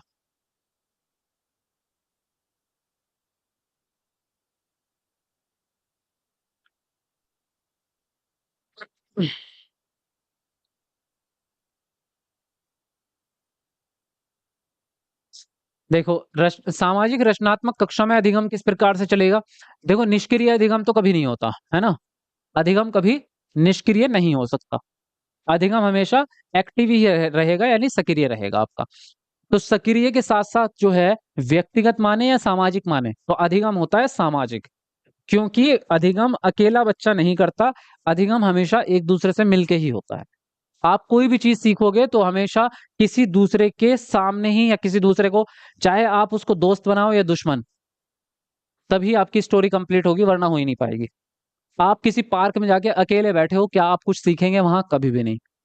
या तो आप वहां, जब आपके साथ में दो चार बच्चे और होंगे खेलने वाले, तो आप बैडमिंटन खेल रहे हो मान लो, तो या तो वो बच्चा जाल के उस तरफ हो या इसके आपके इस तरफ हो, लेकिन आपके साथ ही है वो। मैच जब होता है क्रिकेट में, तो 11 लोग इधर होते हैं, 11 उधर।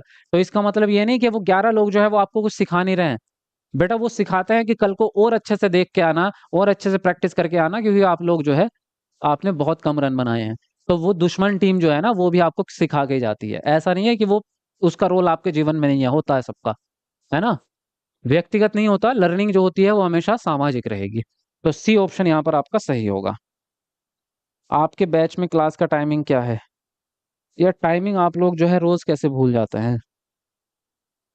देखो, टाइमिंग आपका जो है 10 बजे है सुबह में, फिर 11 बजे है सुबह आपका, और फिर 12 बजे है, 1 बजे भी है आपकी एक क्लास, 1 बजे अब हट चुकी है, और फिर शाम को जो है आपकी 8 बजे है।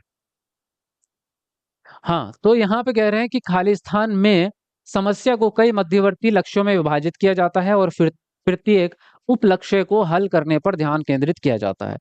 तो कार्यात्मक स्थिरता में, कलन विधि में, साधन लक्ष्य विश्लेषण में, या अनुक्रिया समुच्चय में, क्या आएगा आपका खाली स्थान में? ये आप बताएंगे। चलिए फटाफट से अपना आंसर लिखेंगे आप लोग। असर्शन और रीजनिंग मुझे आज तक समझ नहीं आया। अच्छा, कोई बात नहीं, अब आ जाएगा, इतना मुश्किल नहीं है। सर, कब से क्लास चल रही है? 7 बजे ये क्लास स्टार्ट होती है आपकी, 7 बजे।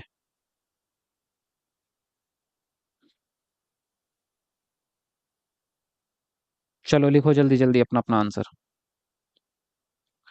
चलो, 800 लाइक हमारे होने वाले हैं भाई, 2-3 लाइक बच रहे हैं केवल 800 लाइक होने में। तो जरा 2-3 बच्चे कमेंट को नीचे करो, कट करो, और 800 लाइक पूरे करके आ जाओ जरा फटाफट से एक बार।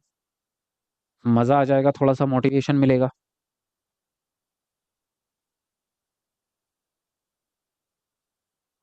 देखो, इसने बोला किस प्रकार की समस्या में समस्या को मध्यवर्ती लक्ष्यों में, यानी कि बड़ी समस्या है उसको छोटे छोटे भागों में बांट देते हैं, और फिर छोटे छोटे भागों को पूरा कर लेते हैं। जैसे आपकी क्लास में, आपकी किताब में जो है इतना बड़ा सिलेबस है, तो आप क्या करते हैं, उस सिलेबस को बांट देते हैं, आप डिवाइड कर देंगे डे वाइज, है ना, कि उसको 10 दिन में हम सॉल्व करेंगे। जैसे फॉर एग्जाम्पल, आपका एक सीरियल होता है ना, नाटक, तो ड्रामा वो बहुत लंबा होता है, 15-20 घंटे का होता है। तो 15-20 घंटे का अगर एक साथ बैठ गए देखने, तो देख नहीं पाएंगे। इसलिए उसको एपिसोड्स में बांट दिया जाता है, फिर एक एक एपिसोड को रिलीज करते हैं। तो वो जो कहानी है उसको हम कहते हैं साधन लक्ष्य विश्लेषण। क्या कहते हैं इसको? साध्य लक्ष्य विश्लेषण कहते हैं इस प्रक्रिया को, जिसमें समस्या को छोटे छोटे भागों में बांट देते हैं। कार्यात्मक स्थिरता निगेटिव चीज है, इसमें क्या हो जाता है कि फंक्शनिंग को रोक दिया जाता है, यानी क्रिया को रोक दिया जाता है। कलन विधि है स्टेप बाय स्टेप चरण में चलने वाली विधि, यानी एक एक करके चीजों को स्टेप बाय स्टेप आगे बढ़ते हैं। और अनुक्रिया समुच्चय भी सेम चीज है, जैसा कार्यात्मक स्थिरता में रुक जाते हैं, उसी प्रकार से अनुक्रिया समुच्चय में क्या होता है कि आप एक ही तरीके पर अटके रहते हैं, आप नया तरीका ट्राई करने की कोशिश नहीं करते। तो यहां पर सी ऑप्शन आपका सही हो जाता है। चलो आगे बढ़ेंगे। अभिकथन ए है आपका, शिक्षकों को बच्चों की मानसिक स्थिति व संवेगात्मक जरूरतों की उपेक्षा करनी चाहिए। और तर्क है, अकादमिक अधिगम बच्चे के संवेगात्मक स्वास्थ्य से प्रभावित नहीं होता है। तो ए और आर के हिसाब से बताओ कौन सा ऑप्शन यहाँ पर सही होगा। चलो जल्दी जल्दी लिखो अपना अपना आंसर।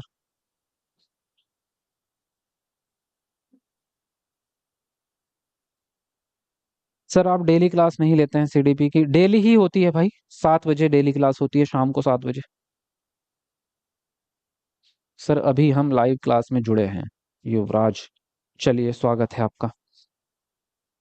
डीएसएसबी टीजीटी की वैकेंसी कब आएगी? भाई डीएसएसबी टीजीटी का अभी कोई परफेक्ट टाइम नहीं है मेरे पास, अभी किसी के पास भी नहीं है, तो अभी बता नहीं सकते कब आएगी।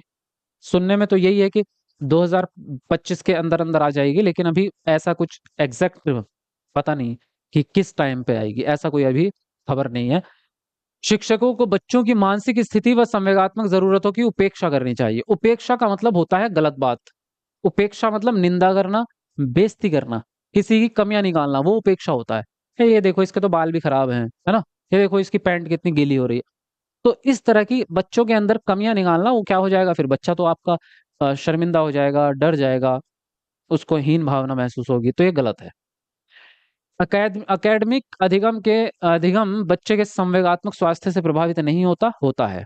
अगर बच्चा इमोशनली स्वस्थ नहीं है तो उसका अधिगम अच्छा नहीं होगा। तो दोनों ही बातें आपकी गलत हैं। आंसर राइट होगा डी ऑप्शन। ठीक है, चलो आगे बढ़ते हैं। अधिगम को कैसे सुसाधित करना चाहिए? अर्थपूर्ण खोज द्वारा, या फिर विद्यार्थियों में प्रतिस्पर्धा को बढ़ावा देकर, या भौतिक पुरस्कार देकर, या नकारात्मक पुनर्बलन देकर? तो बताइए कौन सा ऑप्शन यहाँ पर सही होगा। लिखो अपना आंसर।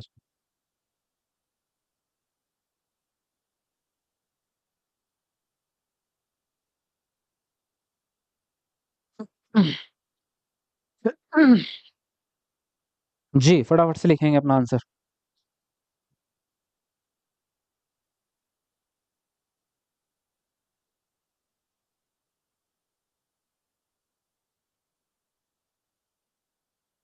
उर्दू की क्लास कब होगी? उर्दू की अभी नहीं हो पाएगी, मैंने आपसे कहा था कि उर्दू की क्लास जो है हम थोड़ा रुक के करेंगे लास्ट में।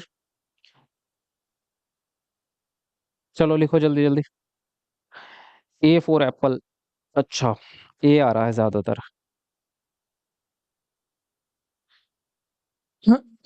देखिए, तो इसने बोला है आपसे कि अधिगम को कैसे सुसाधित करेंगे। सुसाधित का मतलब होता है आगे बढ़ाना, यानी अधिगम को आगे लेके जाना, पॉजिटिव। तो अर्थपूर्ण खोज द्वारा ही आगे लेके जाएंगे, क्योंकि अर्थपूर्ण तो है ही अच्छी चीज। खोज में लर्निंग बाय डूइंग होती है, क्योंकि बच्चा उसमें इंक्लूड होता है, नई जानकारी की खोज करता है। प्रतिस्पर्धा निगेटिव चीज होती है कि बच्चों को आपस में कंपटीशन करा रहे हो। पुरस्कार, पुनर्बलन, सजा, दंड, ये सारे क्या हैं? ये बाह्य विप्रेरणाएं हैं जो बाहर से दी जाती है। और बाह्य विप्रेरणा क्या होती है? गलत होती है। तो यहाँ पर फर्स्ट ऑप्शन आपका सही हो जाएगा। ठीक है, चलो आगे बढ़ेंगे। हाँ, स्वयं के ज्ञाता होने के बारे में जागरूकता और समझ की प्रक्रिया में क्या शामिल है आपका? अधिसंज्ञान, समायोजन, समावेशन, या अनुबंधन? तो क्या आंसर राइट होगा आपको बताइए। ये हम पढ़ चुके हैं, है ना, पढ़ तो सभी चीज चुके हैं। गारंटी बैच में सीडीपी क्लास की टाइमिंग क्या होगी? अभी तक तो आपकी जो क्लास चल रही थी वो थी आपकी सुबह में 10 बजे, लेकिन अब सुबह में 10 बजे मैथ की क्लास हमने रखी है, तो इसकी टाइमिंग अभी मैं फिक्स करूंगा।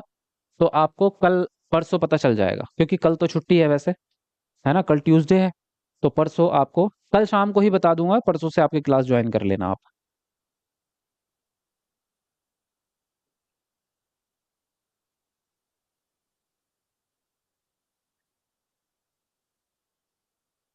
चलो जल्दी जल्दी करो अपना अपना आंसर।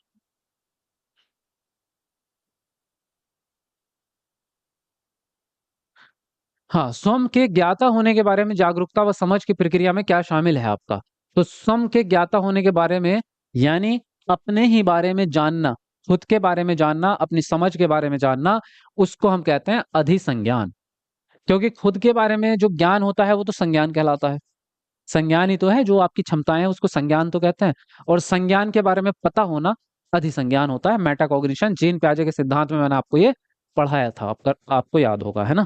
तो फर्स्ट ऑप्शन यहाँ पर आपका सही हो जाएगा। ठीक।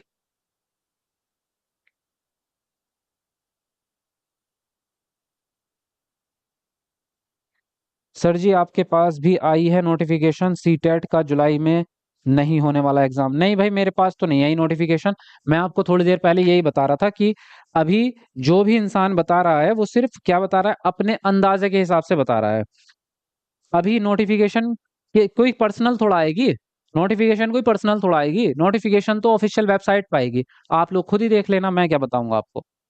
अगर सीटेट जो है साल में एक ही बार होना होगा तो वो ऑफिशियल नोटिफिकेशन आपको देगा। मैं आपको बता रहा हूं क्योंकि 2023 में भी दी थी उसने नोटिफिकेशन। जब ऑनलाइन एग्जाम हुआ था एक बार, तो उसने पहले ही आपको ऑफिशियल ऑफिशियल वेबसाइट पे लिख करके भेज दिया था, सीबीएसई की वेबसाइट जो होती है आपकी, ctt.nic.in वाली। तो उस पे उसने भेजा था कि हम एक ही बार कराएंगे, क्योंकि ऑनलाइन था एग्जाम इसलिए एक बार हुआ था। तो अभी उसने ऐसा कुछ लिख के नहीं दिया है, तो अभी नहीं मान सकते हम ये बात, ठीक है। जब तक ऑफिशियल वेबसाइट पे ना आए तब तक हम नहीं मान सकते। केवीएस की रीजनिंग की क्लास, भाई केवीएस की रीजनिंग की क्लास करा देंगे आपको, अभी से क्यों चिंता कर रहे हो, वो तो छोटा सिलेबस है। सचिन सर ने बताया है, हाँ तो ठीक है, बताया है, मैं मना थोड़ी कर रहा हूँ। अभी तो थोड़ी देर पहले डिस्कस हुआ है सारी बातें। देखो जितने भी टीचर्स बता रहे हैं वो अपने अपने एक्सपीरियंस के बेस पे बता रहे हैं, बाकी ऑफिशियली किसी के पास अभी खबर नहीं है। और ऐसा नहीं है कि पहली बार लेट हुआ है सीटेट, सीटेट तो कई बार लेट हुआ है। तो अभी मैं किसी के बारे में ये नहीं कह सकता कि कोई झूठ बोल रहा है, सच बोल रहा है, क्या कह रहा है। अभी सिर्फ प्रिडिक्ट कर रहे हैं लोग, सिर्फ अंदाजा लगा रहे हैं। अभी किसी के पास भी पक्की खबर नहीं है। और अगर आप लोग कहेंगे तो मैं जा करके भाई पता करके एक बार कोशिश करता हूँ कि मैं खुद ही पता कर लूँ, है ना।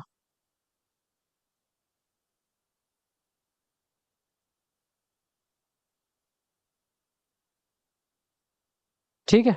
बाकी आप ये सोच के पढ़ाई मत छोड़ो, पढ़ाई छोड़ोगे तो आपका ही नुकसान रहेगा।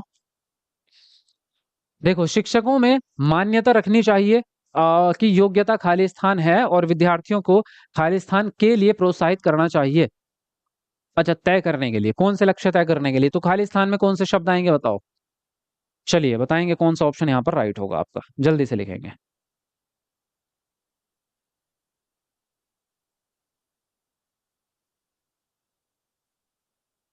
हाँ, आप आए तो बाहर आई, thank you so much sir, thank you जी।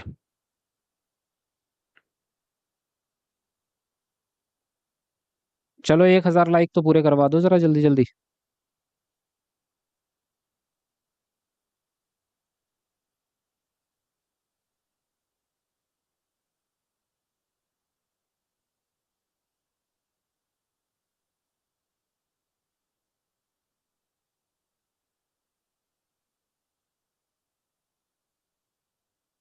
देखो इसने बोला है शिक्षकों में मान्यता रखनी चाहिए कि योग्यता जो है वो स्थिर तो नहीं होती है। क्योंकि अगर योग्यता स्थिर होगी तो फिर आप पढ़ा क्यों रहे हो, फिर तो टीचर का काम खत्म हो गया। अगर योग्यता फिक्स ही रहनी है, योग्यता बढ़ेगी नहीं, तो फिर कोशिश क्यों कर रहे हो पढ़ाने की। पढ़ाते तो इसीलिए है ताकि बच्चे की योग्यता को हम बढ़ा सकें। तो हम ये मानते हैं कि योग्यता कैसी है, वार्धिक है, यानी उसको बढ़ाया जा सकता है। और बच्चे को भी हम यही सिखाते हैं कि आपकी योग्यता बढ़ सकती है, आपको यही मानना है, जो कि सत्य बात है। और योग्यता बढ़ाने के लिए आपको किस प्रकार के लक्ष्य चाहिए, आपको महारत उन्मुख लक्ष्य चाहिए। महारत बढ़ाएंगे तभी तो योग्यता बढ़ेगी। प्रदर्शन का मतलब है दिखावा, केवल दिखावा करने के लिए पढ़ाई करोगे तो योग्यता नहीं बढ़ेगी। योग्यता तभी बढ़ेगी जब महारत उन्मुख लक्ष्य आप तय करेंगे। तो आंसर राइट होगा आपका सी ऑप्शन यहाँ पर। ठीक है। ठीक है, आगे बढ़ते हैं। प्रेरणा और सीखने के बारे में इनमें से कौन सा कथन सही है? पहला ऑप्शन है सीखना तब प्रभावी होता है जब छात्र सजा से बचने के कारण अभिप्रेरित होते हैं। दूसरा है सीखना तब प्रभावी होता है जब छात्रों में आंतरिक अभिप्रेरणा हो। और सी ऑप्शन है सीखना तब प्रभावी होता है जब छात्र बाहरी रूप से प्रेरित हों। और डी है कि सीखने में प्रेरणा की कोई भूमिका नहीं होती है। तो बताएंगे आप यहाँ पर कौन सा ऑप्शन सही होगा। चलिए लिखेंगे अपना अपना आंसर। सर कल छुट्टी है, कल ही आप पता लगाने के लिए जाएंगे ना प्लीज। कल नहीं जा सकते हम, क्योंकि कल तो छुट्टी रहेगी तो ऑफिस ही बंद रहेगा। फिर हम पर्सनल भी थोड़ा, भाई अपनी भी जिंदगी होती है, तो घर के कुछ काम होते हैं तो ट्यूसडे में निपटा देते हैं हम।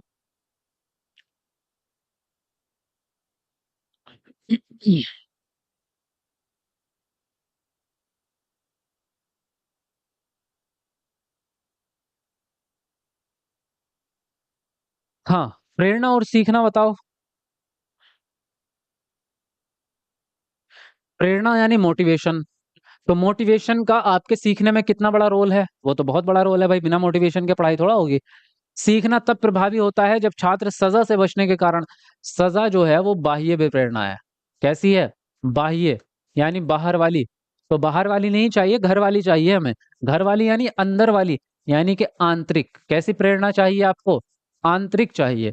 क्योंकि बाहर वाली थोड़ी देर के लिए साथ देगी, पूरी जिंदगी साथ नहीं देगी, है ना? तो हमें चाहिए जो पूरी जिंदगी साथ दे, तो हमें आंतरिक चाहिए। सीखना तब प्रभावी होता है जब छात्रों में आंतरिक अभिप्रेरणा हो, ठीक है? सेकंड ऑप्शन राइट होगा। बाहरी वाला काम नहीं चलेगा। और कह रहे कि प्रेरणा की भूमिका ही नहीं है, तो ऐसा गलत है। राजा बिना रानी के अधूरा ही रहता है ना? तो रानी भी चाहिए, राजा भी चाहिए। तो ये बात तो गलत है कि जरूरत है ही नहीं। तो सेकंड ऑप्शन आपका यहाँ पर राइट होगा। ठीक, चलिए आगे बढ़ेंगे अगले प्रश्न पर। अभिकथन ए है, अधिगम और विकास एक दूसरे से जुड़े हुए हैं, और कारण है अधिगम विकास के लिए नई परिस्थितियों का निर्माण करता है। तो बताइए कौन सा ऑप्शन सही होगा? चलो फटाफट लिखेंगे अपना आंसर।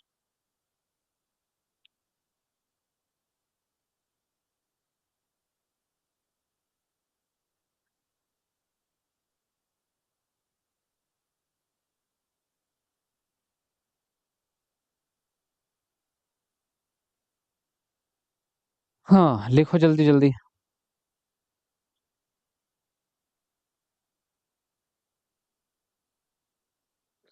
चलो 900 लाइक होने वाले हैं भाई हमारे, 2-3 लाइक बच रहे हैं 900 लाइक होने में। तो जरा जल्दी से एक बार कमेंट को नीचे करके लाइक कर दो फटाफट, जिसने नहीं किया। अधिगम और विकास एक दूसरे से जुड़े हुए हैं, ये बात तो आपकी 100% राइट है। जैसे जैसे आपका अधिगम बढ़ता है, वैसे वैसे आपका विकास भी बढ़ता है। और जैसे आपका विकास बढ़ता